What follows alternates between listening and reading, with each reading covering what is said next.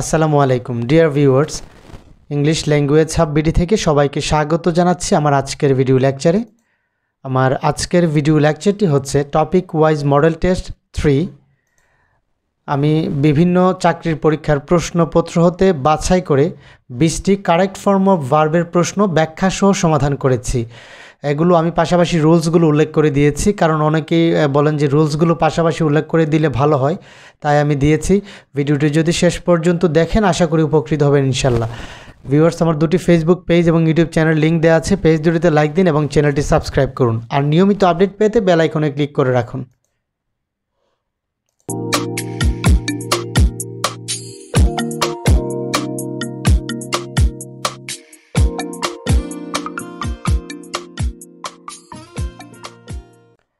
Number 1, the committee dash ব্র্যাকেটে আছে decide what to do yet. এই সেন্টেন্সটিকে যখন আমরা এখানে 4টি অপশন আছে, এর মধ্যে থেকে ভার্ব একটি বসাবো, তখন আমাদেরকে দেখতে হবে এখানে কোনো যে ক্লু আছে কিনা। আমি দেখতে পাচ্ছি এখানে ক্লু হচ্ছে ইয়েট। ইয়েট হচ্ছে একটা ক্লু। আমরা জানি যে কোনো সেন্টেন্সে যদি just now, already, yet, never ever, lately, recently, so far, up to now ইত্যাদি থাকে, তাহলে ওই সেন্টেন্সটি প্রেজেন্ট পারফেক্ট টেন্সে হবে। অর্থাৎ এখানে ডিসাইড ভার্বটিকে প্রেজেন্ট পারফেক্ট টেন্সে বসাতে হবে। তো প্রেজেন্ট পারফেক্ট টেন্সে বসানোর জন্য আমরা দেখতে পাচ্ছি যে অপশন এ এবং ডিতে আছে প্রেজেন্ট পারফেক্ট টেন্স, কিন্তু এখানে প্রশ্ন হচ্ছে যে এটা অ্যাফার্মেটিভ হবে না নেগেটিভ হবে।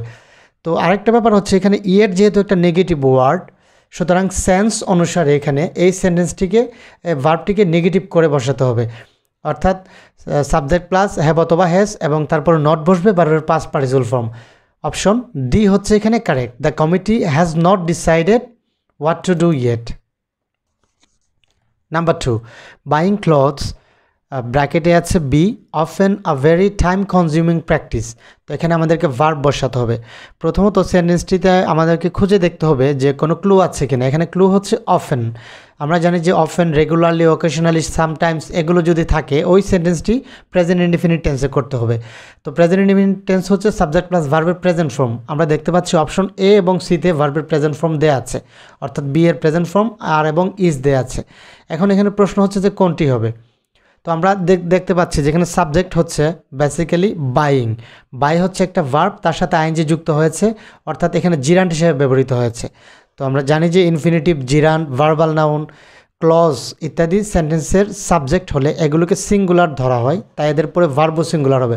অর্থাৎ এখানে যেহেতু জিরান্ট আছে, এখানে কিন্তু ক্লজ সাবজেক্ট নয়, সাবজেক্ট হচ্ছে জিরান্ট অর্থাৎ বাইং। সুতরাং এটার সাথে অ্যাগ্রি করবে, ভার্ব হবে ইজ। বাইং যেহেতু সিঙ্গুলার, ভার্ব হবে is. Buying clothes is often a very time consuming practice. Number 3, if we had known that you were there we dash you a letter. এখানে আমাদেরকে verb অর্থাৎ right ভার্বটির বিভিন্ন form দেওয়া আছে, একটি বসাতে হবে।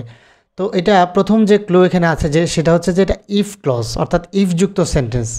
তো আমরা জানি যে ইফ বা আনলেস যুক্ত সেন্টেন্সের একটি অংশ পাস্ট পারফেক্ট টেন্স হলে অপর অংশটি পারফেক্ট কন্ডিশনাল হয়, অর্থাৎ subject plus would have, could have, তারপর ভার্বের পাস্ট পার্টিসিপল ফর্ম ব্যবহৃত হবে। তো এখানে আমরা দেখতে পাচ্ছি যে এখানে ইফ যুক্ত ক্লজ হচ্ছে ইফ ইউ হ্যাড নোন, এটা হচ্ছে মূল ক্লজ, সুতরাং এটা পাস্ট পারফেক্ট টেন্সে আছে। এখানে দ্যাট ইউ ওয়ার দেয়ার এটা কিন্তু এখানে ইফ যুক্ত ক্লজ নয়, এটাও একটা সাবঅর্ডিনেট ক্লজ, কিন্তু এটা ইফ যুক্ত ক্লজ নয়। সুতরাং এখানে যেহেতু পাস্ট পারফেক্ট আছে তাহলে পারফেক্ট কন্ডিশনাল হবে। তো পারফেক্ট কন্ডিশনাল দেয়া আছে অপশন ডিতে, কুড হ্যাভ, তারপর মূল ভার্বের past participle form written. So option D হচ্ছে এখানে কারেক্ট। নাম্বার 4, নাওয়াডেজ দেয়ার ড্যাশ ব্র্যাকেটে আছে have been an increase in the price of commodities. তো এখানে ক্লু যেটা আছে এটা হচ্ছে নাওয়াডেজ। আমরা জানি যে নাওয়াডেজ যদি থাকে তাহলে সেটি প্রেজেন্ট টেন্সে হয়। তো এখানে এটাকে প্রেজেন্ট টেন্সে করতে হবে, অপশনগুলো তো প্রেজেন্ট টেন্সে দেওয়া আছে। তো এখানে আমাদেরকে ভার্ব একটি বসাতে হবে।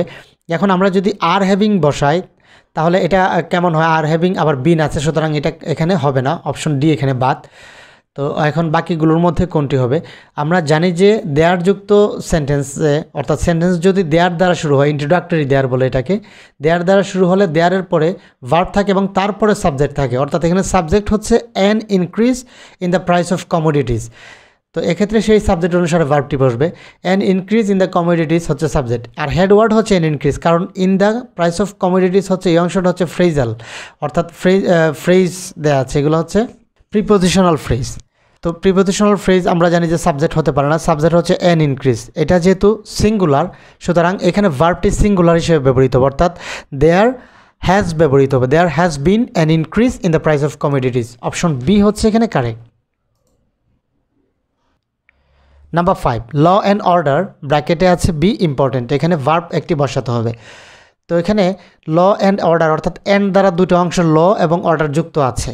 তো আমরা জানি যে সাধারণত অ্যান্ড দ্বারা যুক্ত দুই বা ততোধিক নাউন বা প্রনাউনকে একত্রে প্লুরাল সাবজেক্ট ধরা হয় এবং এরপরে ভার্বও প্লুরাল হয়। কিন্তু অ্যান্ড দ্বারা যুক্ত একাধিক নাউন যদি একই বস্তু বা একই ভাব নির্দেশ করে তবে সাবজেক্ট সিঙ্গুলার হবে, ফলে ভার্বও সিঙ্গুলার হবে। এখানে ল অ্যান্ড অর্ডার একসাথে অর্থাৎ একই সাথে ব্যবহৃত হয়ে এগুলো, যেমন হর্সেস অ্যান্ড ক্যারিয়েজ, তারপর আছে thunder and lightning, slow and steady, এগুলো একই রকম বা একই ধরনের ভাব বোঝায়, সুতরাং এগুলোকে সিঙ্গুলার ধরা হয় এবং ভার্ব সিঙ্গুলার হয়। সো এক্ষেত্রে ল অ্যান্ড অর্ডারের সাথে ইজ ব্যবহৃত হবে। অপশন সি হচ্ছে এখানে correct. Number 6, I saw a bird eat dash wound, ব্র্যাকেটে আছে ওয়ান্ড, ওয়ান্ড মানে আহত করা বা আহত হওয়া। তো এখানে প্রথম সেন্টেন্সটি এটি হচ্ছে পাস্ট টেন্সে দেওয়া আছে, সুতরাং এটাকেও পাস্ট টেন্সে আমরা করব। কিন্তু এখানে দেওয়া আছে ইট ওয়ান্ড, তাহলে ইট বলতে এখানে বার্ডটাকে বুঝিয়েছে। তো বার্ডটা হচ্ছে ওয়ান, বার্ড কিন্তু নিজে নিজে আহত হয় না, তাকে আহত করা হয়েছে, সুতরাং এখানে ওয়ান্ডের কাজটা এখানে ইট করতে পারে না, সুতরাং এটা প্যাসিভ ভয়েসে হবে। আর প্যাসিভ ভয়েসে হচ্ছে একটা অক্সিলারি ভার্ব অর্থাৎ এমিজার আসবে এবং মূল ভার্বের পাস্ট পার্টিসিপল ফর্ম ব্যবহৃত হবে। যেহেতু এটা পাস্ট টেন্সে আছে, সুতরাং এখানে অক্সিলারি ভার্ব হিসেবে ওয়াজ ব্যবহৃত হবে এবং মূল ভার্বের পাস্ট পার্টিসিপল ফর্ম ওয়ান্ডেড হবে। অপশন বিতে আছে ওয়াজ ওয়ান্ডেড।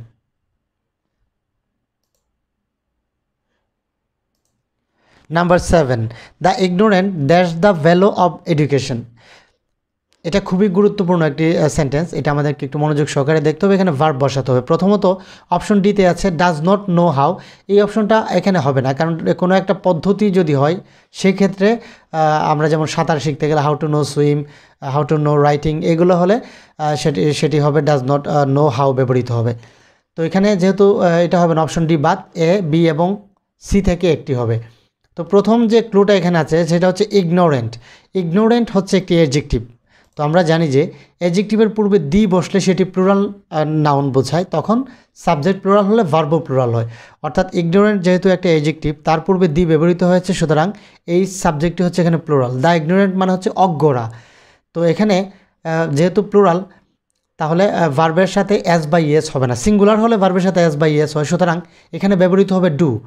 অর্থাৎ যদি সিঙ্গুলার হতো তাহলে ডাজ ব্যবহৃত হতো। তাহলে the ignorant do not know the value of education, option A হচ্ছে এখানে কারেক্ট। নাম্বার 8, হোয়াট, ব্র্যাকেটে আছে ইউ ডু নাও। তো এই সেন্টেন্সটিতে প্রথমত আমাদেরকে দেখতে হবে কোনো ক্লু আছে কিনা। এখানে ক্লু হচ্ছে নাও।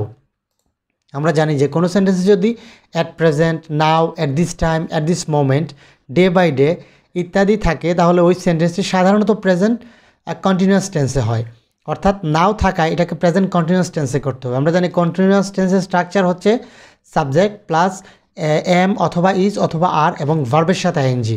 যেহেতু এটা ইন্টারোগেটিভ ফর্মেটে আছে, অক্সিলারি ভার্বটা পূর্বেই চলে আসবে আর সাবজেক্ট হচ্ছে ইউ, তাই আর ব্যবহৃত হবে। তাহলে what are you doing now, option D হচ্ছে এখানে কারেক্ট। নাম্বার 9, ফায়ারউড, ব্র্যাকেটে আছে burn for cooking in villages is causing much harm to our agriculture. তো এখানে ভার্বটির কনফার্ম হবে, আমাদেরকে ব্যবহার করতে হবে। এখন এখানে যে ক্লুটা আছে, প্রথমত এখানে মূল ভার্ব হচ্ছে কজ, কারণ তার পূর্বে একটা অক্সিলারি ভার্ব আছে, সুতরাং কজ হচ্ছে এখানে মূল ভার্ব। তো যেহেতু মূল ভার্ব আছে, পূর্বের যে ভার্বটি সেটা অবশ্যই মূল ভার্ব নয়, তাই এটাকে হয় প্রেজেন্ট পার্টিসিপল না হয় পাস্ট পার্টিসিপল করতে হবে। তো আমরা জানি যে কোনো সেন্টেন্সের রিলেটিভ প্রনাউন এবং বিভার্ব উজ্জ্ব থাকে, সেক্ষেত্রে ব্র্যাকেটের ভার্বটিকে প্রেজেন্ট পার্টিসিপল অথবা পাস্ট পার্টিসিপল করতে হবে। উল্লেখ্য, সেন্টেন্সটি অ্যাক্টিভ ভয়েসে হলে প্রেজেন্ট পার্টিসিপল এবং প্যাসিভ ভয়েসে হলে পাস্ট পার্টিসিপল করতে হবে। এইটা কিন্তু কমপ্লেক্স সেন্টেন্স নয়, সুতরাং এখানে রিলেটিভ প্রনাউন নেই। যদি এরকম থাকতো ফায়ারউড উইচ ইজ বার্ন, এরকম উইচ যদি থাকতো, যেহেতু নাই, এটা হচ্ছে সিম্পল সেন্টেন্সে আছে। তো সিম্পল সেন্টেন্সের ক্ষেত্রে যদি এটা অ্যাক্টিভ ভয়েসে থাকে তাহলে প্রেজেন্ট পার্টিসিপল, আর যদি প্যাসিভ ভয়েসে থাকে তাহলে পাস্ট পার্টিসিপল। এখন প্রশ্ন হলো আমরা কিভাবে বুঝবো যে এটা অ্যাক্টিভ ভয়েসে আছে না প্যাসিভ ভয়েসে? তো ফায়ারউড, ফায়ারউড মানে হচ্ছে জ্বালানি, যেটা এই কাজটা পুরানোর কাজটা কি ফায়ারউড নিজে করে নাকি অন্য করে? ফায়ারউড কিন্তু জ্বালানোর কাজটা নিজে করে না, এটাকে জ্বালানো হয়। তো ফায়ারউড, তাহলে এটা হবে কি বার্নড, অর্থাৎ পাস্ট পার্টিসিপল ফর্ম হবে, কারণ এখানে এই বার্নের কাজটা সাবজেক্ট নিজে করতে পারে না, সুতরাং এটার পাস্ট পার্টিসিপল ফর্ম হবে। যেহেতু আমরা বলেছি যে যদি অ্যাক্টিভ ভয়েসে হয় তাহলে প্রেজেন্ট পার্টিসিপল অর্থাৎ ভার্ব প্লাস আইএনজি, আর যদি প্যাসিভ ভয়েসে হয় তাহলে পাস্ট পার্টিসিপল। যেহেতু সাবজেক্ট এই ভার্বটির কাজ করতে পারতেছে না, সুতরাং এটি পাস্ট পার্টিসিপল হবে। আর বার্নের পাস্ট পার্টিসিপল হচ্ছে বার্নড, অর্থাৎ শুধু বার্নড হবে। অপশন সি হচ্ছে এখানে কারেক্ট। ইজ বার্নড হবে না, কারণ হচ্ছে এখানে মূল ভার্ব এটা নয়। মূল ভার্ব যদি হতো তাহলে মূল ভার্বের প্যাসিভ করতে হলে তখন এখানে ইজ ব্যবহার করতে হতো, এটাকে বলা হয় silent passive. Number 10, this is one of the trees which dash in the storm. তাহলে প্রথমত আমরা দেখতে পাচ্ছি যে এখানে যে প্রিন্সিপাল ক্লজটি আছে সেটি প্রেজেন্ট টেন্সে আছে। যেহেতু প্রিন্সিপাল ক্লজটি প্রেজেন্ট টেন্সে আছে, সাবঅর্ডিনেট ক্লজটি যে কোনো টেন্সে হতে পারে, অর্থাৎ প্রেজেন্ট, ফিউচার বা পাস্ট যে কোনো টেন্সে হতে পারে। এখন যে ক্লুটা এখানে ভার্বটা বসানোর ক্ষেত্রে যে ক্লুটা সেটা হচ্ছে উইচ। তো উইচ হচ্ছে একটা রিলেটিভ প্রনাউন। তো আমরা জানি যে রিলেটিভ প্রনাউনের পূর্বের ভার্বটি সাধারণত রিলেটিভ প্রনাউনের ঠিক পূর্বের নাউন বা প্রনাউনের অর্থাৎ অ্যান্টিসিডেন্ট অনুসারে বসে। এখানে যে ভার্বটি ব্যবহৃত হবে রিলেটিভ প্রনাউনের পরে, এই ভার্বটি হবে তার ঠিক পূর্বের অ্যান্টিসিডেন্ট অর্থাৎ নাউন বা প্রনাউন অনুসারে। এখানে আছে দ্য ট্রিজ, এটা হচ্ছে প্লুরাল। যেহেতু প্লুরাল আছে তাহলে এখানে এই ভার্বটা আমাদেরকে বসাতে হবে। এখন আমরা দেখতে পাচ্ছি যে এই যে গাছটা উফরানোর কাজটা অর্থাৎ আপরুট করার কাজটা স্টর্ম করতেছে। তো স্টর্ম আছে অবজেক্টে, স্টর্ম কিন্তু সাবজেক্টে নেই, সুতরাং এটা হচ্ছে প্যাসিভ ভয়েসে। তাহলে গাছটাকে উপড়ানো হয়েছে সেই অর্থে প্যাসিভ ভয়েসে। আর প্যাসিভ ভয়েস করতে গেলে একটা ভার্ব লাগবে। দ্য ট্রিজ যেহেতু প্লুরাল তার সাথে ওয়ার ব্যবহৃত হবে, অর্থাৎ which war uprooted. Option D হচ্ছে এখানে কারেক্ট। নাম্বার 11, আই ড্যাশ ব্র্যাকেটে আছে be out of the country for 5 years। তো এখানে যে ক্লুটা আছে সেটা হচ্ছে ফরের পরে টাইম আছে। আমরা জানি যে কোনো সেন্টেন্সে ফর অথবা সিন্স তারপরে যদি টাইম থাকে বা কোনো সময় কোনো কাজ দীর্ঘ সময় যাবৎ সংঘটিত হচ্ছে বোঝায়, তখন এটি প্রেজেন্ট পারফেক্ট কন্টিনিউয়াস টেন্সে হবে। যেহেতু ফরের পরে টাইম আছে এখানে 5 years, তো এটা হবে প্রেজেন্ট পারফেক্ট কন্টিনিউয়াস। যেহেতু ব্র্যাকেটে আবার বি ভার্ব দেওয়া আছে, বি ভার্ব দেওয়া থাকলে প্রেজেন্ট পারফেক্ট টেন্স করতে হবে, প্রেজেন্ট পারফেক্ট কন্টিনিউয়াস করার প্রয়োজন হয় না। তো এক্ষেত্রে সাবজেক্ট প্লাস একটা হ্যাভ অথবা হ্যাজ আসবে এবং মূল ভার্বের পাস্ট পার্টিসিপল ফর্ম। এখানে অপশন সিতে দেওয়া আছে হ্যাভ এবং মূল ভার্ব এখানে বি, তার past participle form. I have been out of the country for 5 years। Option C হচ্ছে এখানে correct. Number 12, do you wish, তারপর হচ্ছে কোনটা ব্যবহৃত হবে। তো আমরা জানি যে কোনো সেন্টেন্সে যদি it is time, it is high time, wish, fancy ইত্যাদির পরে সাবজেক্ট থাকে, তারপরের ভার্বটির পাস্ট ফর্ম ব্যবহৃত হবে। অর্থাৎ এগুলোর পরে যদি সাবজেক্ট থাকে ভার্বটির পাস্ট ফর্ম বা পাস্ট ইনডিফিনিট টেন্স হবে। কিন্তু এগুলোর পর যদি সাবজেক্ট না থাকে, সরাসরি ভার্ব থাকে, তাহলে ভার্বটির ইনফিনিটিভ ফর্ম ব্যবহার করতে হবে। তো এখানে আমরা দেখতে পাচ্ছি যে অপশন এতে আছে টু হ্যাভ অ্যান আমব্রেলা, তারপর হ্যাড ইউ অ্যান আমব্রেলা। যেহেতু এখানে যদি পরবর্তীতে সাবজেক্ট থাকে, সাবজেক্ট আছে অপশন ডিতে, অপশন ডিতে সাবজেক্ট আছে, তারপরে ভার্বের পাস্ট ফর্ম হ্যাড ব্যবহার করা হয়েছে, কিন্তু এটাকে হ্যাড বিন অ্যান আমব্রেলা বলা হয়েছে, যেটা হচ্ছে প্যাসিভ করা হয়েছে, এটার অর্থটা সম্পূর্ণ উল্টা হয়েছে, সুতরাং অপশন ডি এখানে বাদ হবে। তো এখানে যেহেতু আর অন্য কোনো অপশনে সাবজেক্ট নেই, সুতরাং ইনফিনিটিভ ব্যবহৃত হবে, অর্থাৎ do you wish to have an umbrella, infinitive হচ্ছে টু হ্যাভ। অপশন এ হচ্ছে এখানে correct. Number 13, children enjoy dash to ghost stories. এখানে ভার্ব ব্যবহার করতে হবে। তো এখানে ক্লু হচ্ছে এনজয়। এনজয় হচ্ছে এমন একটা ভার্ব যেটার পরে সবসময় ভার্বের সাথে আইএনজি যুক্ত হয়। তো এক্ষেত্রে কিছু ভার্ব আছে যেগুলোর পরে ভার্বের সাথে আইএনজি যুক্ত হয়। Admit, avoid, appreciate, consider, stop, enjoy, escape, imagine, involve, mind, finish, keep, miss, regret, report, Regent, resume, risk, suggest, understand. এই ভার্বগুলোর পরে তারপরে যে ভার্বটি আসবে তার সাথে আইএনজি যুক্ত হবে। তো এখানে আইএনজি যুক্ত হবে, দুটি ভার্ব আছে টেল এবং লিসেন। সো দুটির সাথে আইএনজি যুক্ত হবে, কারণ এন দ্বারা দুটি ভার্ব যখন যুক্ত হয় তখন আগেরটি যে ফর্মে হয় পরেরটি সেম ফর্মেই হবে। তো enjoy, telling and listening. Option B হচ্ছে এখানে correct. Number 14, we object to their, ব্র্যাকেটে আছে কল অ্যাট দিস আওয়ার। তো এখানে যে ক্লু আছে এই কল ভার্বটি ঠিক পূর্বে আছে দেয়ার হচ্ছে একটি পজিটিভ অ্যাডজেক্টিভ বা পজিটিভ ফর্ম। তো আমরা জানি যে পজিটিভ অ্যাডজেক্টিভ বা পজিটিভের পরের ভার্বের সাথে আইএনজি যোগ করতে হয়, অর্থাৎ এখানে দেয়ারের পরে ভার্বের সাথে আইএনজি যুক্ত হবে। অপশন সি হচ্ছে এখানে correct. We object to their calling at this hour. Number 15, Hasan has developed a method for ব্র্যাকেটে আছে ইভালুয়েট দিস প্রবলেম। তো এখানে যে ক্লুটা আছে সেটা হচ্ছে ফর হচ্ছে একটা প্রিপোজিশন। আমরা জানি যে প্রিপোজিশনের পরে ভার্বের সাথে আইএনজি যোগ করতে হয়, অর্থাৎ ইভালুয়েটের সাথে আইএনজি যুক্ত হবে। অপশন এ হচ্ছে এখানে correct, evaluating. Number 16, if either of you ব্র্যাকেটে আছে take a vacation now we will not be able to finish the work. তো এই সেন্টেন্সটি ভালোভাবে খেয়াল করুন, এখানে ইফ যুক্ত ক্লজ এটি সেন্টেন্সটি।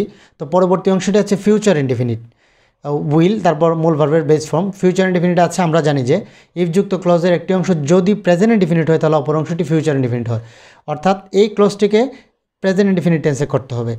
তো প্রেজেন্ট ইনডিফিনিট টেন্সে করতে হলে আমাদেরকে এখন সাবজেক্টের সাথে ভার্বটাকে এগ্রি করাতে হবে। এখানে সাবজেক্টকে, এটা কি সাবজেক্ট কি ইউ নাকি অন্য কোনোটা? এখানে সাবজেক্ট ইউ নয়, কারণ তার পূর্বে অব আছে। অব যেহেতু আছে, অব ইউ, এটা কখনো সাবজেক্ট হতে পারে না। সাবজেক্ট হচ্ছে এখানে আইদার, অর্থাৎ হেড ওয়ার্ড হচ্ছে এখানে আইদার। আমরা জানি যে ইচ, এভরি, এনি, নো, মোর দেন, ওয়ান, নান, নো ওয়ান, নবডি ইত্যাদি সাবজেক্ট হলে তারপরের ভার্বটি সিঙ্গুলার হবে, অর্থাৎ আইদারকে সিঙ্গুলার হিসাবে ধরা হয় এবং তারপরে ভার্বটি সিঙ্গুলার হবে। আইদার যেহেতু সিঙ্গুলার, ভার্বের সাথে এস বা ইয়েস যুক্ত হবে। If either of you takes a vacation, অনেকেই কিন্তু ভুল করে ইউর পরে টেক ব্যবহার করতে পারেন, এটা খেয়াল করতে হবে। Number 17, if today were Saturday we dash go to the beach. তো এখানে আমাদেরকে কোনটি ভার্ব একটি ব্যবহার করতে হবে? তো আমরা দেখতে পাচ্ছি এটা ইফ ক্লজ। ইফ ক্লজের একটা অংশ আছে পাস্ট ইনডিফিনিট, কারণ সাবজেক্ট প্লাস ওয়ার হচ্ছে এখানে মূল ভার্ব, অর্থাৎ বি ছিল, এটার পাস্ট ফর্ম ব্যবহার করা হয়েছে। আমরা জানি ইফযুক্ত ক্লজের একটি অংশ যদি পাস্ট ইনডিফিনিট টেন্স হয় তাহলে অপর ক্লজটি হবে পাস্ট কন্ডিশনাল, অর্থাৎ উড, কুড অথবা মাইট, তারপর ভার্বের বেস ফর্ম ব্যবহৃত হবে। তো এখানে অপশন ডিতে দেওয়া আছে উড এবং ভার্বের বেস ফর্ম। অপশন ডি হচ্ছে এখানে correct. Number 18, there was water on the floor where he ব্র্যাকেটে আছে ফল। তো এখানে দেখা যাচ্ছে যে প্রিন্সিপাল ক্লজ হচ্ছে দেয়ার was water on the floor. তো প্রিন্সিপাল ক্লজ আছে এখানে পাস্ট টেন্সে। তো আমরা জানি যে প্রিন্সিপাল ক্লজের ভার্ব পাস্ট টেন্সে হলে সাবঅর্ডিনেট ক্লজের ভার্বও পাস্ট টেন্সে হয়, অর্থাৎ এখানে এটাকে পাস্ট টেন্স করতে হবে। অপশন বিতে দেওয়া আছে ফলেন, এটা হচ্ছে পাস্ট পার্টিসিপল ফর্ম। আমরা জানি শুধু পাস্ট পার্টিসিপল ফর্ম আলাদাভাবে কখনোই সেন্টেন্সের মূল ভার্ব হিসেবে ব্যবহৃত হয় না। তারপরে এই অপশন সিও বাদ, এখানে প্রেজেন্ট পারফেক্ট করা আছে। অপশন এতে প্রেজেন্ট ইনডিফিনিট করা আছে, অর্থাৎ ভার্বের প্রেজেন্ট ফর্ম দেওয়া আছে। সুতরাং অপশন ডি হচ্ছে এখানে কারেক্ট, ভার্বের পাস্ট ফর্ম ব্যবহৃত হবে, fell. Number 19, the number of days in a week be 7। তো এখানে আমাদেরকে ভার্ব ব্যবহার করতে হবে। প্রথমত এই সেন্টেন্সটি ক্লু হচ্ছে যেটা, সেন্টেন্সটি প্রেজেন্ট ইনডিফিনিট টেন্স হবে, কারণ এটা একটি চিরন্তন সত্য ঘটনা, 7 দিনে সপ্তাহ হয়, এটা একটা সত্য ঘটনা। তো এখানে মূল ব্যাপার হচ্ছে দ্য নাম্বার অফ। তো আমরা জানি যে দ্য নাম্বার অফ বা মেনি এন তারপর নাউন যখন থাকে তখন এ দুটি সাবজেক্ট হিসেবে বসলে এদের পরে ভার্ব সিঙ্গুলার হয়, অর্থাৎ দ্য নাম্বারের পরে এই যে নাউনটা সেটি প্লুরাল হোক আর সিঙ্গুলার হোক, যাই হোক, ভার্ব সবসময় সিঙ্গুলার হবে, অর্থাৎ এখানে সিঙ্গুলার দেওয়া আছে যেহেতু প্রেজেন্ট টেন্স হবে is.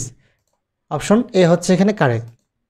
Number 20 and the last one, 50 minutes ব্র্যাকেটে আছে not be enough to finish the test. তো এখানে যে ক্লুটা আছে সেটা হচ্ছে 50 মিনিটস।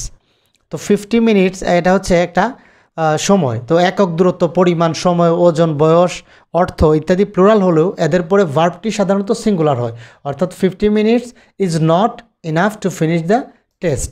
অপশন সি হচ্ছে এখানে correct. So viewers, thank you for watching this video. যদি ভিডিওটি আপনাদের ভালো লাগে তাহলে একটি লাইক দিন, আর যদি কোনো প্রশ্ন থাকে সেটা কমেন্ট সেকশনে জানান, আর শেয়ার করে অবশ্যই অন্যদের দেখার সুযোগ করে দিবেন।